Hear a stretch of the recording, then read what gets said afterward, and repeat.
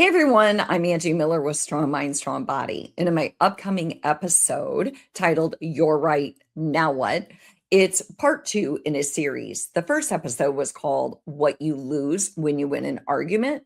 And I promised in that episode that I would talk about, okay, you're right, now what? And so instead of getting defensive, instead of trying to overpower and dominate the other person, I go into why it's okay that you don't have to be right in an argument and why the real goal is connection and understanding the other person. And then in this episode, I talk about 4 communication strategies that can help you listen more effectively and build that connection with another person instead of being focused on being right. So I hope you'll join me in the show. And after you listen, I hope you'll like, follow, subscribe, and give it 5 stars. I'll see you in the show.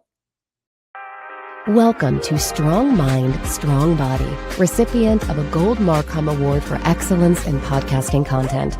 Hosted by licensed therapist and wellness expert Angie Miller, this podcast blends psychology and fitness to help you build resilience and feel your best inside and out. Hey everyone, welcome to Strong Mind, Strong Body. I'm your host, Angie Miller. And today's episode is called You're Right, Now What? So this is part 2. 2 weeks ago, I did an episode called What You Lose When You Win an Argument. That was part 1 of this series. I shared that no one actually wins an argument. And if you didn't hear the episode, I do hope you'll go back and listen because it's a profound way of expanding our beliefs about disagreement. I also share why winning is actually losing when it comes to human connection. Because winning comes at a cost. And when understanding and connection are our destination, then domination, defensiveness, and digging in our heels are not going to be the roads we want to take to get there. Being right can leave someone else feeling defeated and resentful. And defensiveness is going to teach them that there's no point in sharing your opinion because if it's different from yours, they're not going to listen, right? So people who are defensive were like, what's the point? Because they're not going to hear us anyway. And then I left you with a question from a training I took in acceptance and commitment therapy. The instructor there handed out your right cards. And then she asked the person holding the most of them, okay, you're right. Now what? So today I'm here to answer the question, now what? Because it's one thing for me to sit here and say the goal of conflict is actually to build understanding and not to win. But it's another thing for us all to implement this and put it into practice, especially when we're frustrated or we're exhausted or we're hurt or gosh darn it, we're sure we're right. So today I'm going to give you the how, and I'm going to share 4 powerful communication strategies and also one very misunderstood idea. Because there is a difference between validating somebody and agreeing with them. And then I will take you into some real life situations. In theory, these communication strategies are so simple. They're what we already know. And yet they require a tremendous amount of emotional regulation when we're upset. And they also require a tremendous amount of empathy and understanding in the moment. And think about it. When you're in the midst of an argument, how regulated are you? How empathic are you? And how able are you to be understanding? But the bottom line is communication requires those things, whether we're in conflict or not.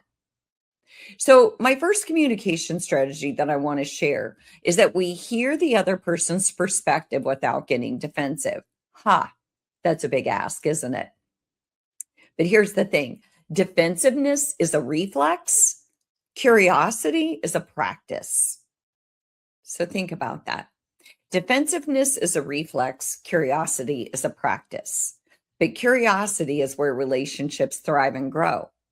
Curiosity is where we learn, we expand, and we invite someone to tell us something we don't know. It's also where we're able to accept that there's outside perspective And we're able to accept it without feeling like their perspective is an attack on our beliefs, because that's what makes people defensive. They feel attacked. They feel like if you think different from them, then it's a personal attack. And it's actually not that at all. Okay. Curiosity is where we get curious versus judgmental. It's where we ask, I wonder what makes the other person feel that way, versus, I can't believe they feel that way. Here's a good tip. The moment you feel the urge to defend yourself, that's your cue that you've stopped listening. You're not even curious anymore. You're eager to tell them why they're wrong, of course. Your body will usually tell you before your mind does that you're getting defensive. Usually, you might get your eyes might start twitching or your jaw clenches or you just feel that interruption coming up here. It's almost like you just can't wait to word vomit all over them. But when you feel it, that's not the moment to speak. That's the moment to breathe, to pause, and to actually get curious. The second communication strategy is to listen without interrupting. Well, if we thought the first communication strategy was difficult, this one's really challenging, right? To listen without getting defensive, yep, that's a hard ask. To listen without interrupting, now we're talking. Because interrupting sends one message. No matter how good your point is, what I'm about to say matters more than what you're about to say. But if we let people finish, the bottom line is listening is free and it's easy if we can put our ego aside and we can remember that, again, listening is not agreeing. It's just letting the other person have a voice. It's about human respect and dignity. And just as important is that when we're silent, we open the door for more positive communication, for more understanding, and more, in all capital letters, more trust. You would be amazed at what people will tell you when you give them space and opportunity to speak uninterrupted without being challenged. I was thinking, as I was developing this show, I was thinking, I wonder if that's why a lot of times we'll tell a perfect stranger something that we haven't even told somebody that we care about deeply. And I think it's because we don't have to worry that the perfect stranger has any skin in the game. We don't worry that they're going to challenge us or that they're going to interrupt us. They don't have any skin in the game. They don't know us. There's nothing personal in it for them.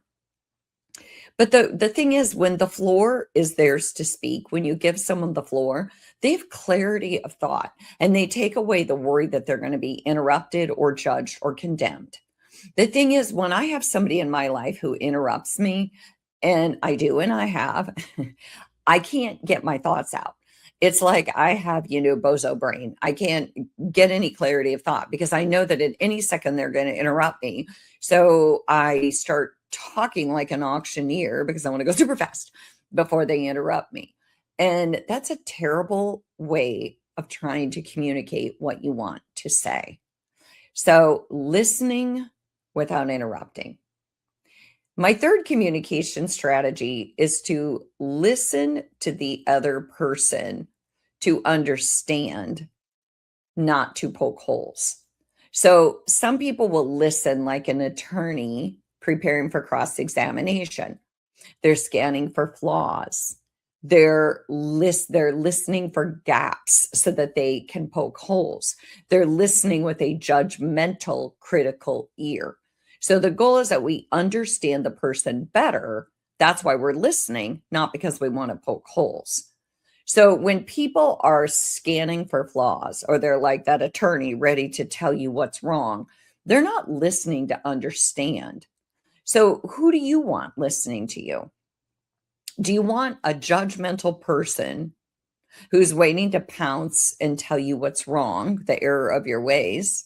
Or do you want the person who truly wants to understand you, even if they don't agree with you?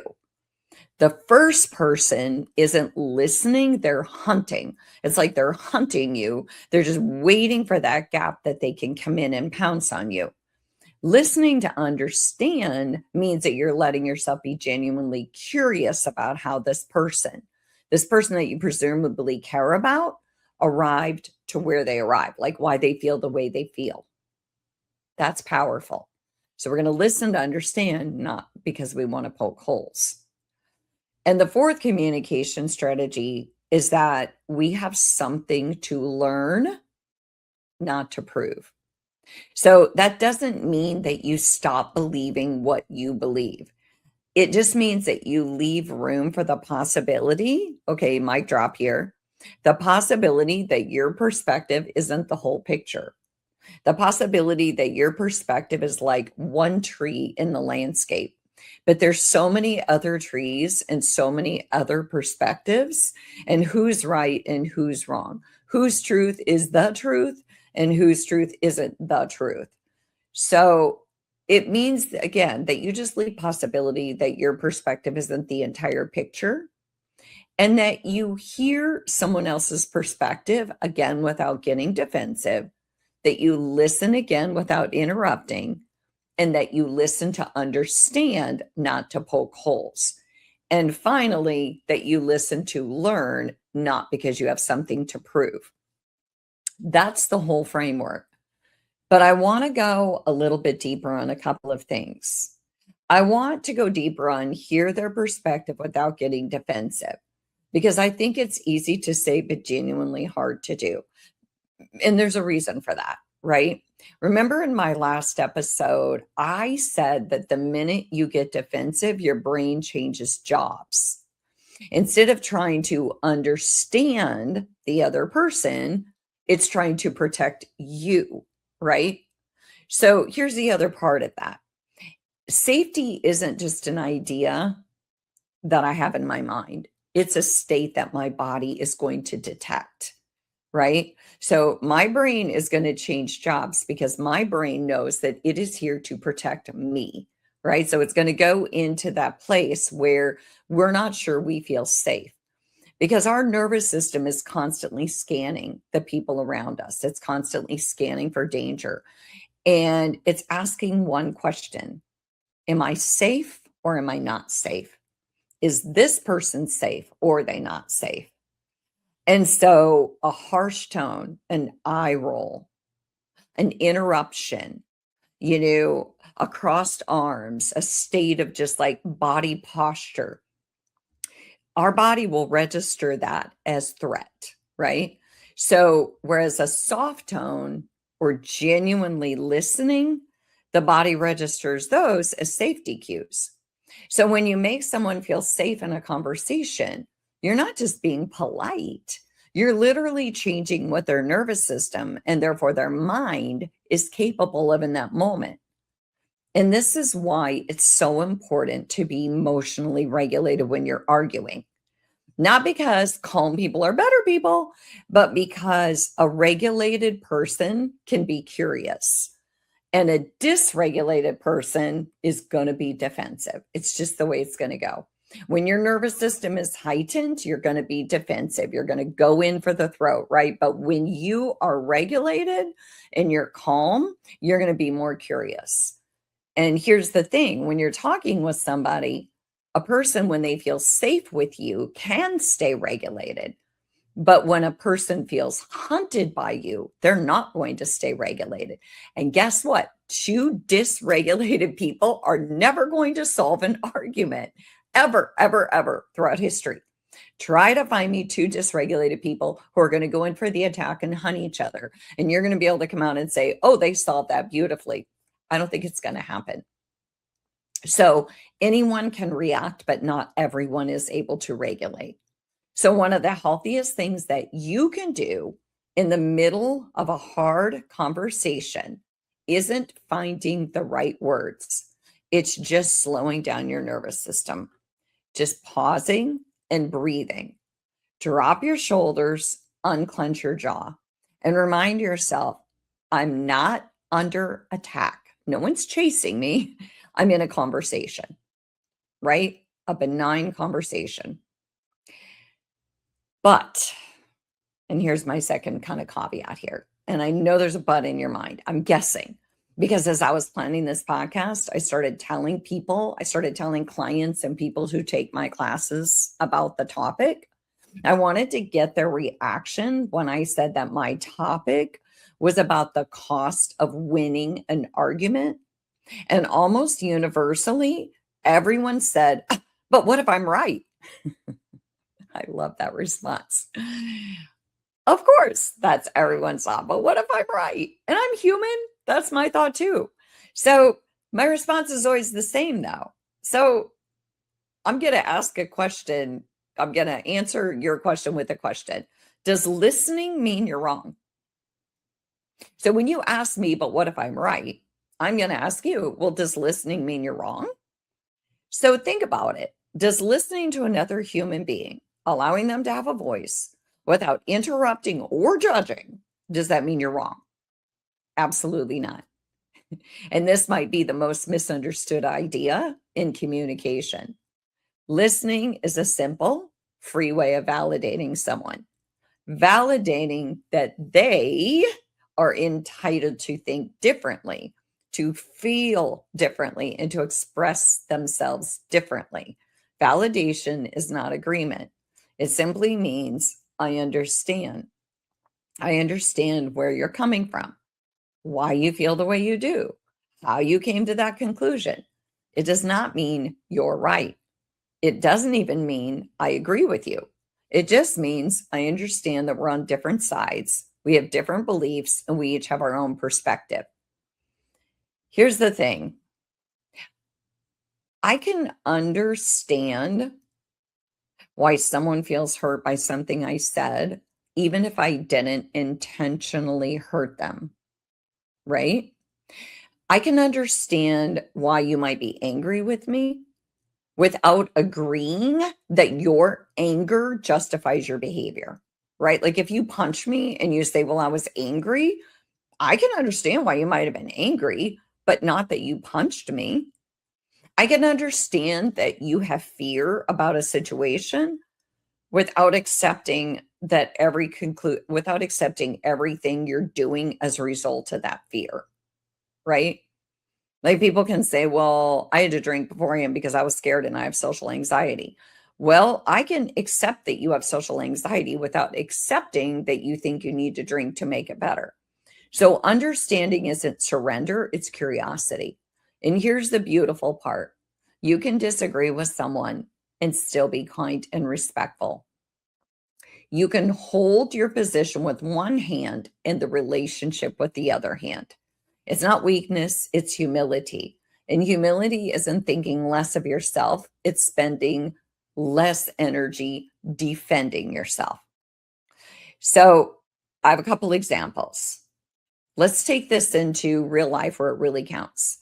Start with your closest relationship. I don't care who it's with. Your dog, your cat, your partner, your adult child. I don't care who it's with. You maybe have had the same disagreement so many times you could finish this person's sentences, right? So you stop listening before they even finish because you've heard it all before. Obviously, my example of doing this with your dog was silly. Think about a real person, right? Because I guarantee you have the same argument over and over again. But here's the thing. It's not the same argument because even when it's the same topic, the experience underneath is usually very different. Maybe it's not really about the dishes and who does them, or money and who's spending it, or whose turn it is to go to the store or change the baby's diapers.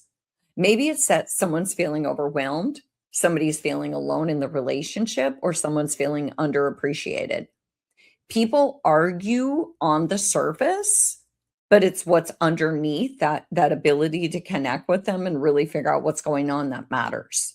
The surface is what actually happened in the moment, but the deeper conversation is usually what it means. Like, what's going on under here? Okay. Why are you this angry about the fact that I loaded the dishwasher wrong? Seriously, that's a real fight with couples, right? Well, it's not about the dishwasher. Okay. So if you say things like, if you get there with questions, not verdicts. So if you say things like, help me understand what that's like for you. Tell me more about why you're upset. Or my favorite, I hadn't thought about it that way. Here, let me fix that, or let me reconsider. Not because you've changed your mind, but because you've opened the door to understanding their mind. Okay? So I've got one more. Let's think about parenting. Your teenager says you never listen to me. And you're thinking, I don't think that's true. I listen to you all the time. Okay? Or that's ridiculous. Of course I listen to you. Well, congratulations. You just proved them wrong. But the thing is, they weren't in a courtroom. They were just trying to express a feeling that they have. So what if you respond to the emotion like, it sounds like you feel like I don't hear you or I don't understand you. That way you're not conceding anything. You're not saying you don't listen. You're just maybe reframing it and saying it sounds like you feel like I don't understand you. And now you've connected, because people, especially young people, don't need solutions first. They really just want connection. And connection opens doors that correction or being right will close. So, all right, those are a couple examples. I hope that those were helpful in kind of giving you some nuance about this whole thing. So there's a caveat to all of this, and I do want to address it for your safety and for mine. Everything I'm presenting in these 2 episodes, this series, assumes that you're talking with somebody who also values the relationship, someone who is capable of mutual respect. Because this is not in any way, shape, or form about you tolerating abuse, emotional abuse, or any kind of abuse. It's not about endlessly trying to understand someone who consistently lies to you, controls you, or harms you. Curiosity is powerful, but so is boundaries with people who are abusive and aren't putting in the work. So sometimes the healthiest thing you can do with individuals who don't meet you halfway in the relationship and who don't respect you, or who are opportunistic or abusive or take advantage of you, is to stay compassionate from a distance, to set limits on what you will and will not tolerate, and to recognize that if they aren't willing to put in the work, you cannot do the work for both of you. So yes, there are moments when being, kind of right kind of matters.